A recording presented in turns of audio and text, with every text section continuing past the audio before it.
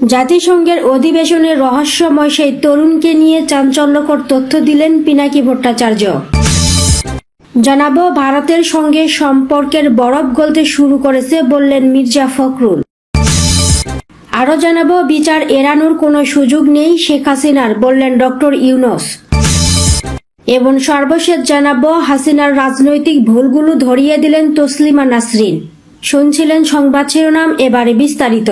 এই চ্যানেলে দৈনিক গুরুত্বপূর্ণ সংবাদগুলো সংক্ষিপ্ত ও সহজ ভাষায় উপস্থাপন করা হয়ে থাকে, তাই অনুরোধ থাকবে আমাদের চ্যানেলটি সাবস্ক্রাইব করে পাশে থাকা বেল আইকনটি ক্লিক করুন।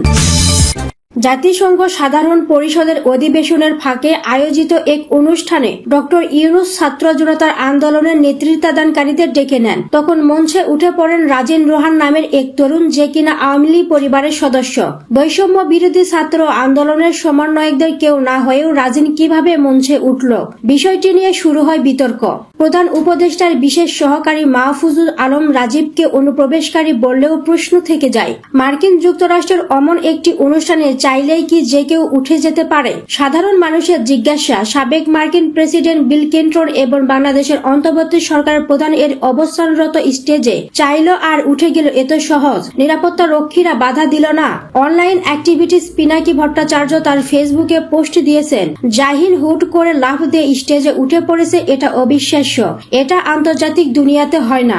পিনাকি তার পোস্টে প্রফেসর ইউনূসের বিশেষ সহকারী মাহফুজুলকে উদ্দেশ্য করে লিখেন, আন্তর্জাতিক যে কোনো অনুষ্ঠানের ডিটেলস স্ক্রিপ্ট লেখা থাকে, জাহিন হুট করে লাফ দিয়ে স্টেজে উঠে পড়েছে, এটা অবিশ্বাস্য, এটাই আন্তর্জাতিক দুনিয়াতে হয় না। প্রফেসর ইউনূসের ঘনিষ্ঠ এই ছেলেটা, আমি 200% শিওর এটাই কাণ্ডজ্ঞান। ছেলেটা স্টেজে উঠবে এটা আগে থেকেই ঠিক করা ছিল, থাকতেই হবে। প্রফেসর ইউনূস এটা জানতেন, ওনাকে জানতেই হবে, আর কে কোথায় দাঁড়াবে এটাও আগে থেকেই ঠিক করা ছিল।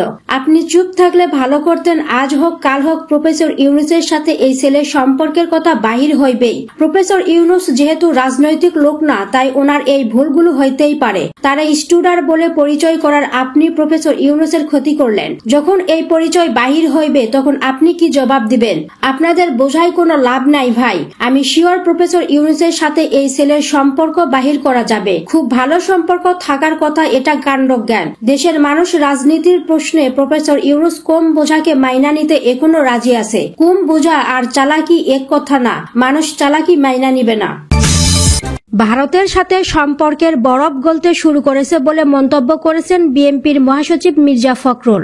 দেশটির হাই কমিশনারের সাথে বৈঠকের সময় এএনআই-কে দেওয়া এক সাক্ষাৎকারে একথা বলেন তিনি বলেন, জবাবদিহিতার জন্য হলেও জনগণের মুখোমুখি হওয়া উচিত শেখ হাসিনাকে। ভারতের সাথে বিএনপির সম্পর্ক রাজনীতিতে চর্চিত এক বিষয়। শেখ হাসিনা সরকারের প্রতি বিশেষ প্রীতির কারণে বিএনপি ভারত সম্পর্কের টানাপোড়েন নিয়ে গুঞ্জন বহু পুরনো। তবে অন্তর্বর্তী সরকার দায়িত্ব নেবার পর এবার বিএনপি মহাসচিব মির্জা ফখরুল ইসলাম আলমগীরের সাথে বৈঠক করেছেন ভারতের হাই কমিশনার প্রণয় ভার্মা। এ বৈঠক দুদেশের সম্পর্ককে ইতিবাচক স্থানে নিয়ে গেছেন বলে মনে করেন বিএনপির মহাসচিব। পরে এএনআই-কে দেওয়া সাক্ষাৎকারে মির্জা ফখরুল বলেন, অন্তর্বর্তী সরকার দায়িত্ব গ্রহণের পর ভারতের সাথে সম্পর্কের বরফ গলতে শুরু করেছে। ক্ষমতায় এলে বাংলাদেশের ভূখণ্ডে বিচ্ছিন্নতাবাদীদের জায়গা দেওয়া হবে না বলেও জানান তিনি আরও জানান, প্রণয় ভার্মার সাথে বৈঠকে উঠে আসে পানির ন্যায্য বণ্টন, সীমান্ত হত্যা ও বাণিজ্য বিষয়ক নানা ইস্যু। ভারতকে বাংলাদেশের মানুষের অনুভূতি বোঝাতে হবে বলেও জানান মির্জা ফখরুল।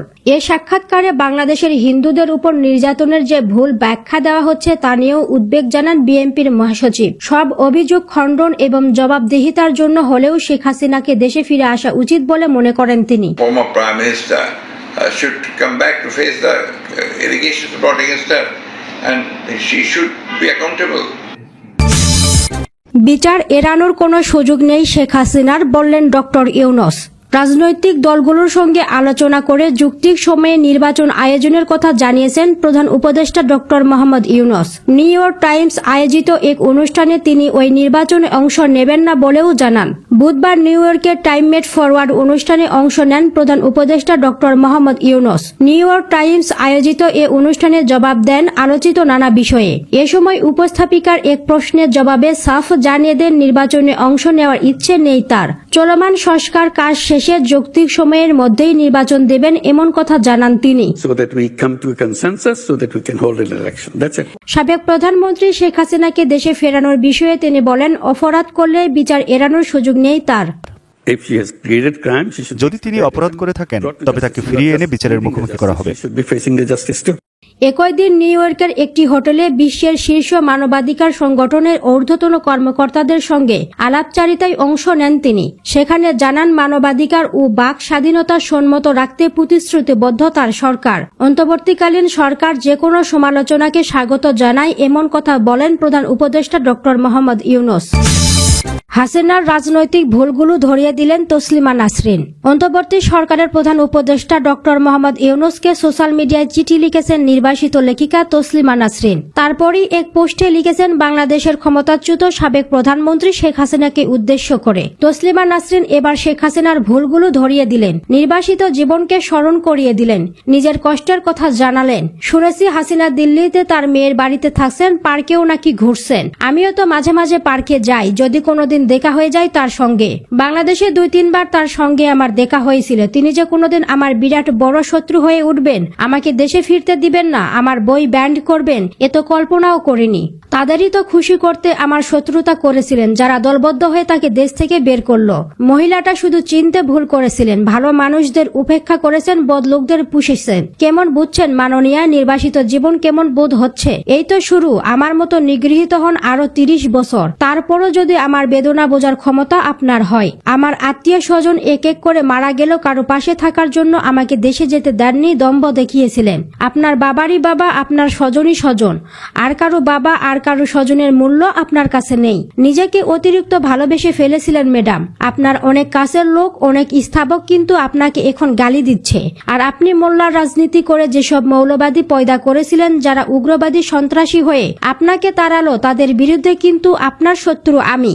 আপনি তো দেশকে বা দেশের মানুষকে কখনো ভালোবাসেননি, ভালোবেসেছিলেন শুধু নিজেকে আর নিজের আত্মীয় স্বজনকে, আর আশকারা দিয়ে স্থাবকদের অমানুষ বানিয়েছিলেন। দেশে ফেলে এসেছেন লক্ষ কোটি রাজাকার, লক্ষ কোটি জিহাদি, লক্ষ কোটি নারী বিদ্বেষী ধর্মান্ধ।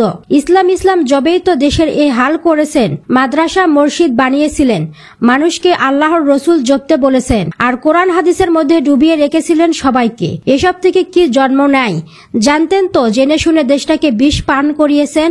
আপনার কর্মফল আপনি পেয়েছেন, কিন্তু আমি সারা জীবন দেশ করে দেশের মানুষের ভালো চেয়ে লেখালেখি করলাম, জীবনের ঝুঁকি নিয়ে করলাম। কি লাভ হলো? কিছুই না, কারণ দেশের মানুষকে আপনি মানুষ বানিয়ে আসেননি, এক একটা খুনি, বদমাইশ আর অমানুষ বানিয়ে এসেছেন। নির্বাসনে আপনার কষ্ট হবে না। আপনার আত্মীয় স্বজন, আপনার আপন লোক তো দেশের বাহিরেই সব। তাদের সহচর্যে আর ধন দৌলতে এর মধ্যে চমৎকার কাটবে আপনার জীবন। আমার মতো আপনি তো আর একা নন, আমার মতো তো আর নিঃস্ব নন। বদলোকেরা আমি লক্ষ্য করেছি বেশ সুখে শান্তিতে জীবন কাটায়, ভালো লোকদেরই শুধু দুর্ভোগ পোয়াতে হয়। তিনি কি কিছু বলবেন উত্তরে?